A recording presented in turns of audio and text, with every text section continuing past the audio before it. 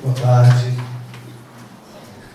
Também quero agradecer aos organizadores desse evento pela paciência que tiveram comigo, porque inicialmente eu não viria participar por causa dos compromissos. E aí, graças a Deus, deu tudo certo. Eu estou aqui, estou gostando muito de reencontrar colegas dos congressos da APA, BANG, professores, gente que a gente conhece já da literatura, agora ao vivo, né? Enfim, professora Lucibete, lá de Santarém, minha colega da UFOPA, Rosário, minha orientadora do doutorado lá na Bahia. Enfim, eu estou muito feliz de estar aqui, obrigado a vocês por esse momento. Ok. Eu vou falar nesse contexto sobre Tapajós, Resex e Tapajós Arapiuns. O tempo é muito curto, eu enviei esse texto, posso depois, ainda está precisando de umas correções, mas aqui tem toda uma etnografia do conflito e isso pode ser bastante útil para vocês com a leitura depois, né? Eu preciso dizer de início que eu sou triplamente envolvido nesse conflito, nessa situação. Eu sou um dos maiores inspiradores para criar a Resex lá na região. Eu fui ao CNPT IBAMA em Brasília, me esclarecer sobre o que era uma Resex, eu que passei adiante essas ideias junto com outros colegas, convencemos os comunitários a depois solicitar a Resex para o governo. E num outro contexto também estou envolvido no movimento indígena dentro da Resex. E como antropólogo, essa é a minha terceira condição, eu também pesquiso, eu também acabo também criando, inclusive, certas inimizades com outros grupos, principalmente o pessoal do ICMBio hoje, e até outros antropólogos também, graças que não são tantos, né? Enfim, eu estou no meio dessa história toda aí, né? Movimento indígena na Resex, Tapajós, Arapiuns. Local, a Edvir já localizou aqui também, né? Estamos em Santarém, a parte que o Rio Tapajós encontra com o Rio Amazonas. Para quem ouve falar muito do Rio Tapajós, os Munduruku estão de Itaituba para Jacareacanga, nessa parte aqui. Nós falamos do Baixo Tapajós, nos municípios de Santarém, Aveiro e Belterra. Então, alguns dados aqui, né? A extensão territorial da Resex, Tapajós Arapiuns, é de quase 680 mil hectares. O quadro atual, a Resex tem 71 comunidades ribeirinhas, isso segundo dados do próprio ICMBio, do plano de manejo da Resex.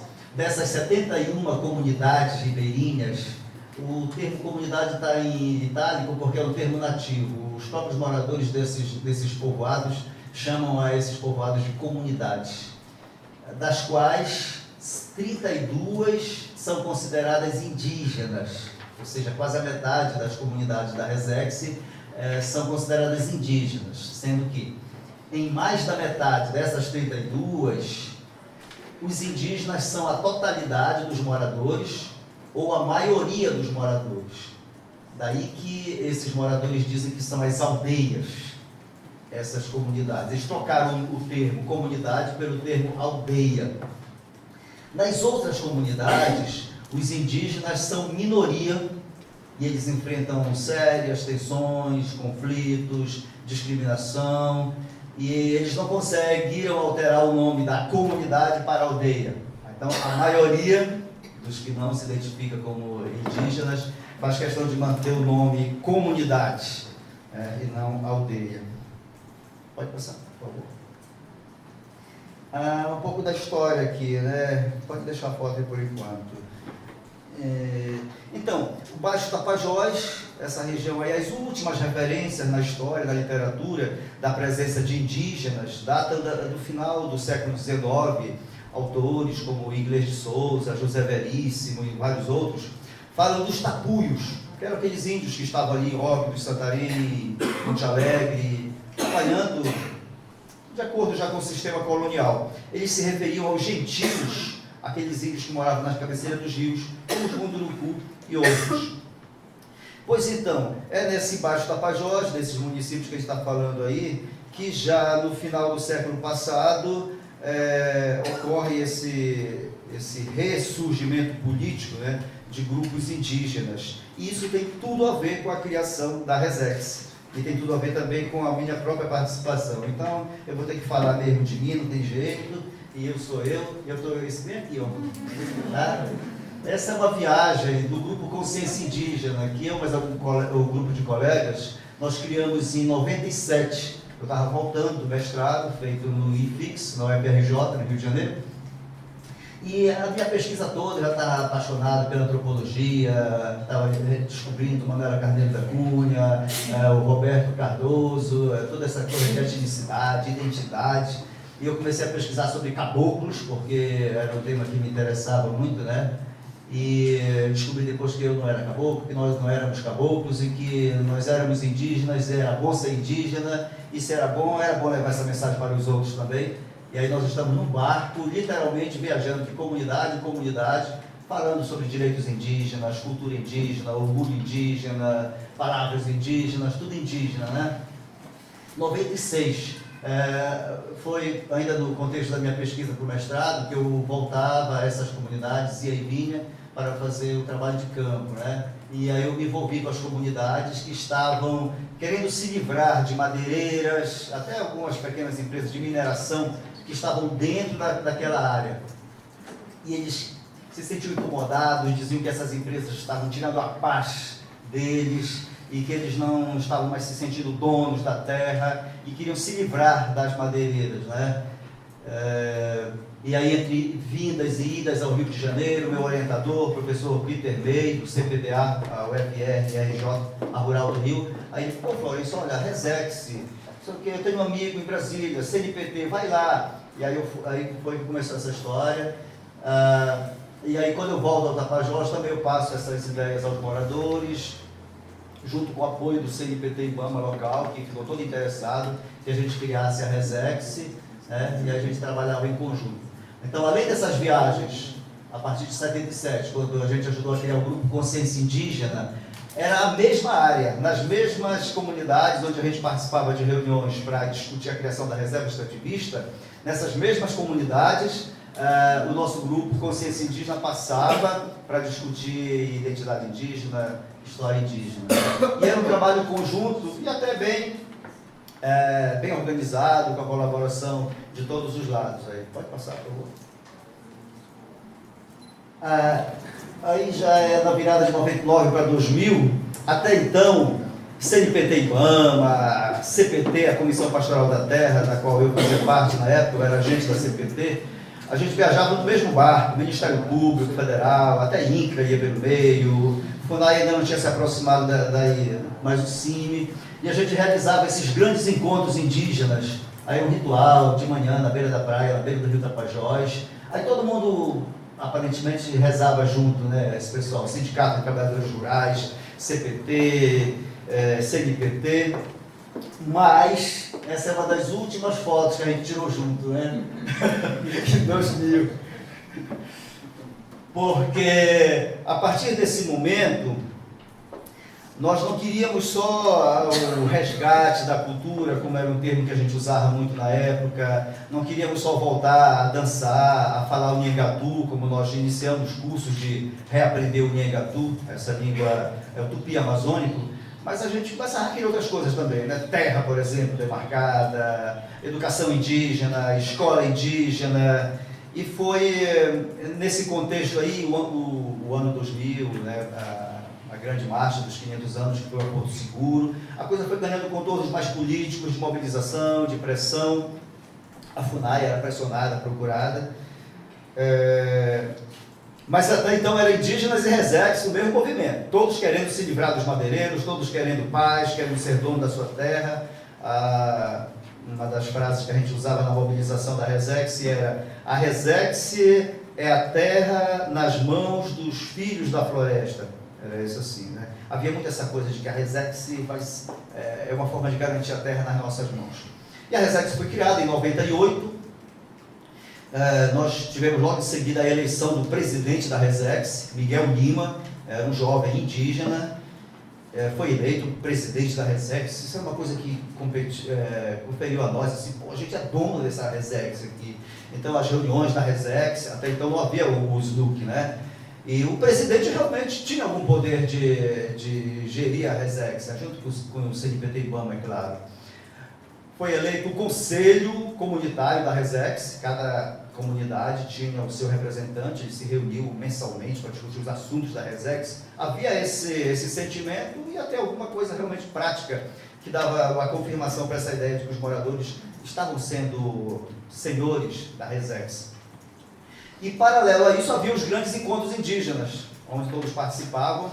E se inicialmente Taquara se identificou como indígena, no lado da Flona, em frente à área da Resex, em 98, já em 99 começaram a pipocar as primeiras comunidades se auto-identificando como indígenas na área do que hoje é a Reserva Extrativista Tapajós Arapiuns, que são comunidades uma na frente da outra, todo mundo é parente, primo, e aquilo então, a coisa foi se multiplicando, de forma que em abril de 2000 já eram 11 comunidades indígenas, tanto na Resex como fora da Resex.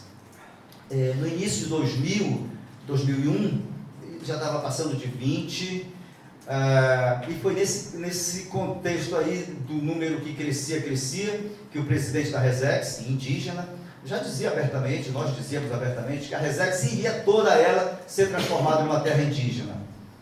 Porque a cada mês, praticamente, 2, 3 comunidades se auto-identificavam como indígenas.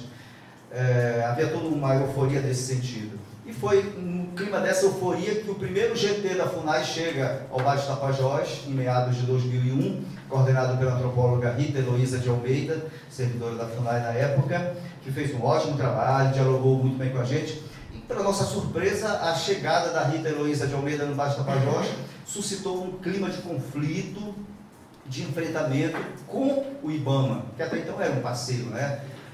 E as comunidades onde o IBAMA, Flona, Tapajós e CNPT do outro lado do rio, tinham mais influência, eram aquelas comunidades onde as lideranças se manifestavam mais, assim, de uma forma mais contrária à questão indígena. E começaram a ser espalhados boatos de que os indígenas iam ter a sua terra demarcada e que essa terra demarcada ia tomar a terra dos outros indígenas. E quem não era indígena ia ser mandado embora da sua terra. Por outro lado, enfim, foi um clima de muita desinformação. E nos jornais de Santarém, não raro, servidores do IBAMA estavam na fonte dessas informações. Até um deles chegou a dizer que os índios não eram índios, eram caboclos, e aí isso só aumentava muito mais a contrariedade da parte dos indígenas. Nós temos nessa foto aqui 2 senhores. É muito interessante, porque se vocês olham para os dois, vocês teriam condição de dizer qual dos dois é índio, qual dos dois não é índio. Muito difícil, né? Para facilitar, nosso tempo é curtinho. Esse senhor aqui à minha esquerda, à direita de vocês, ele não se identifica como indígena, né? Esse aqui, sim, se identifica como indígena. Mas isso é muito... não quer dizer grande coisa, porque daqui a pouco eles podem trocar de posição, esse pode brigar e diz que ele não é mais índio, e foi exatamente essa coisa de mudanças de auto-assunção indígena que começou a acontecer a partir de 2001. Com essa pressão do CNPT-IBAMA, e não só do CNPT-IBAMA, associados ao Sindicato de Trabalhadores Rurais, associados a setores do PT, do Partido dos Trabalhadores, lembre-se que o Lula foi eleito em 2000, e um ex-deputado federal da região, Geraldo Pastana, voltou daqui de Brasília e ele foi colocado na direção do IBAMA local. E aí foi desse setor, Sindicato de Trabalhadores Rurais, PT, IBAMA, que saiu a maior parte dessas ideias contrárias aos indígenas. E aí então a gente passou a ver esse tipo de coisa. Uma comunidade toda, ela era auto-identificada como indígena, mas como líder daquela comunidade, ele era muito próximo ao IBAMA, muito próximo ao Sindicato de Trabalhadores Rurais. Aí, no outro mês, a gente, não, ninguém é mais índio não. E ninguém aparece mais na reunião do movimento indígena. E aconteceu também fatos assim, de parentes, irmãos, que éramos todos indígenas, e daqui a pouco não, ele é, eu não sou, eu sou, ele não é. Pode passar um pouco a foto ali, ver se tem uma coisa. Por exemplo, aqui, minha prima Maria José, o Roberto, se lembra dela, de Pinhel, ela e eu, nós criamos um movimento indígena lá em Pinhel, a minha comunidade. A gente ia de casa em casa, fazia reunião, esse processo todo, né? Rituais, fazíamos festa. E no auge do conflito, a partir de 2002, ela disse, não, você saiu do lado dos indígenas. Diz que ela não é indígena. Quando eu converso com ela, ela diz, eu sou índia, mas não quero saber, não quero participar, não gosto do cacique, enfim. E os indígenas dizem que ela persegue, que ela fala mal, mas isso tem que ser entendido nesse contexto de confronto e tudo mais. Quer dizer, podia estar indígena, mas não está. Por outro lado, ela me disse uma coisa interessante numa conversa, que ela detesta o cacique da comunidade. Ela disse, se o meu pai estivesse vivo, ele que era para ser o cacique daqui de Pinhel. Esse atual cacique é um frouxo, ele não manda nada, porque meu pai que era índio mesmo. Meu pai era daquele que quando ele saía para caçar, ele deixava o calção dele no começo da mata e ele ia caçar nu, completamente nu. E ela dizia, porque ele era índio, ele era puro mesmo. Ou seja, ela quer dizer, nós somos muito mais índios do que esse diz cacique. Então vocês verem que essas coisas do que se diz índio agora, não é uma coisa assim tão substancial, mas depende das circunstâncias, né? Eu acho que é a última foto, vê se faz não. Aí tem mais o rosto de uma outra senhora, também da minha comunidade, lá em cima está os sinais diacríticos, a cara de índio. Isso foi uma das coisas que foi muito usado no começo do movimento indígena na região, a cara de índio. Nós somos índios, é a nossa cara, não tem como negar. Com essa minha cara, o que eu vou ser? Com essa minha cara, o que mais eu posso ser? Que de fato, naquela região ali de Baixo Tapajós, Arapiuns, esses traços fenotípicos são muito predominantes na região. No ritual, aí uma senhora, Dona José, foi comandando um ritual lá na aldeia de Muratuba. Duas coisas eu penso que tiveram uma influência fundamental na emergência do conflito. Por que se a gente andava no mesmo barco, indígenas, sindicato, PT, igreja, Ministério Público? O Ministério Público costuma se manter uma posição muito digna, até porque é o papel deles mesmo, né? Mas as outras entidades, a gente não se tolera. Eu participei a última vez de uma assembleia da Resex, se não me engano, em 2000, mais de 10 anos. Desde lá, nunca mais fui convidado para nenhuma assembleia da Resex. O pessoal do ICMBio, apesar de saber do meu currículo, ter muitas pesquisas na área, não me convida para absolutamente nada, nem estudo, nem assessoria. E foi eu que fiz o levantamento antropológico, digamos, para justificar em 98 que tratava-se de populações tradicionais e por isso deveria ser criada uma reserva extrativista. Então foi o meu estudo que justificou a criação da Resex, né, como uma área de populações tradicionais, até o nome e tudo, enfim, eu deveria reivindicar, né, os direitos autorais para essas coisas todo dia aqui, né? Mas não tem diálogo e os indígenas têm, inclusive, direito à participação desse Conselho Deliberativo da Resex. Nós não vamos, quer dizer, o Conselho Indígena, o CIDA, não participa.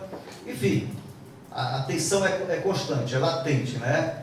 E quando chega algum antropólogo que vai fazer pesquisa com relação aos povos indígenas, a gente sabe que o pessoal do ICMBio, de vez em quando, sabe, tenta conversar, o pessoal não é índigo e tal. O ICMBio local contesta esses dois relatórios das terras indígenas na Flona, dos Munduruku, e o argumento é que não são índios, ou chegaram lá há 90 anos, são misturados, coisa assim. Então, eu estava falando de dois aspectos que eu acho que influenciaram no surgimento desse conflito. Primeiro, disputa por recursos econômicos mesmo, dinheiro, grana. Em 2001, estava se discutindo... Quanto já faltando, né? Ok? É 5 já. Em 2001, havia discussão sobre um projeto de 2 milhões e 500 dólares, se não me engano, da Finlândia para trabalhar na reserva extrativista. O surgimento desse dinheiro foi um negócio muito complicado, isso está tudo relatado aqui. Aí o pessoal do CNS, que veio lá do Acre, Gatão, né, que até então não tinha nenhuma influência quase na região, se mudou lá para Santarém, ele e o Juan, que também é do CNS, e por causa desse dinheiro eles queimaram, metaforicamente ainda, né, o que era presidente da Resex, Miguel Lima, e o rapaz saiu com a fama de ladrão. O rapaz que não roubou nada saiu com a fama de ladrão, e eles que muito provavelmente se apoderaram de grande parte desse dinheiro, ficaram lá e só saíram de Santarém quando acabou esse dinheiro, né? Além dessa questão do dinheiro, o controle de pessoas, controle de gente, de ideias, né? Como sabe-se que o movimento indígena passou a despertar esse lado mais político, da organização, da formação, capacitação de lideranças, né? Que é próprio de um certo setor da igreja aí.